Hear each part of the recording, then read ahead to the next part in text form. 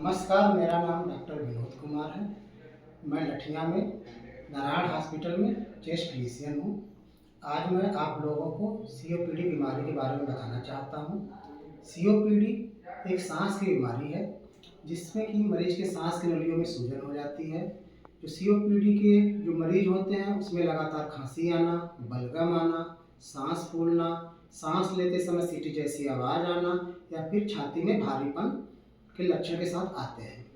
COPD का जो प्रमुख कारण है वो है धूम्रपान, स्मोकिंग। इसके साथ साथ पॉल्यूशन, एयर पॉल्यूशन और जो हमारे घरों से निकल रहे जो जहाँ पे गांव में लकड़ी से चूल्हे पे जो खाना बनाते हैं या अंगीठी पे खाना बनाते हैं उनके धुएं सीओपीडी की बीमारी को कारण सीओपीडी के बीमारी का पता हम लोग एक सिंपल सा टेस्ट होता है जिसको स्पायरोमेट्री या लंग फंक्शन टेस्ट करते हैं, जिससे कि मरीज को हमें ये मालूम चल जाता है कि मरीज को सीओपीडी की बीमारी है और उसकी लंग्स की क्षमता कितनी है।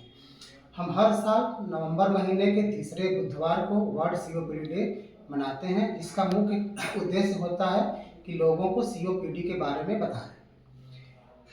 वर्ल्ड सीओपीडी का हर साल एक अपना थीम होता है। इस साल का थीम है नो योर लंग फंक्शन, अर्थात अपने फेफड़े की क्षमता को जानें, जिसको जानने के लिए हम लोग स्पायरोमेट्री या लंग फंक्शन टेस्ट कराते हैं, जिससे हमें मरीज की क्षमता के बारे में पता चलता है। सीओपीडी का जो मेन इलाज है उसमें है कि आपको स्मोकिंग छोड़ना होगा या फिर जो भी जहाँ पे आप कार्य करते हैं जहाँ पे धुआं होता है वहाँ से आपको दूरी बना के रखनी है। साथ ही साथ इसके लिए कुछ इनहेलर थेरेपी होती हैं जो आप अपने डॉक्टर से कंसल्ट करके ले सकते हैं। और इसके साथ ही साथ सीओपीडी के मरीजों को एक रेगुलर एक्सरसाइज की ज़रूरत पड़ती है, जिससे कि उनके लंग्स मजबूत रह सकें या फिर हेल्दी रह सकें। उसी में एक एक्सरसाइज का नाम है स्पायरोमेट्री, जिसको हम आपको बताएंगे इनसे कि इसको कैसे परफॉर्म किया जाता है।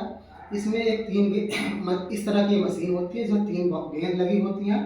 इसको सीधे अपनी आँख के सीध पे हम लोग पकड़ते हैं। एक लंबी सी पाइप लगी होती है जिसको मुंह में पकड़ के हम पहले लंबी गहरी सांस भरते हैं, जिससे कि ये गेंद ऊपर उठती है। जैसा कि मैं आपको करके दिखा रहा हूँ, इस तरह से पकड़ना है और सांस लंबी गहरी लेके खींच के अंदर रोक के रखना है।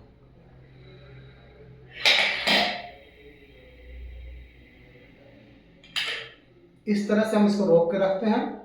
अब हमें इस मशीन को थोड़ा सा उल्टा पकड़ के अब इसके अंदर हम फूंक मारते हैं कि जिससे कि गेंद फिर ऊपर उठे।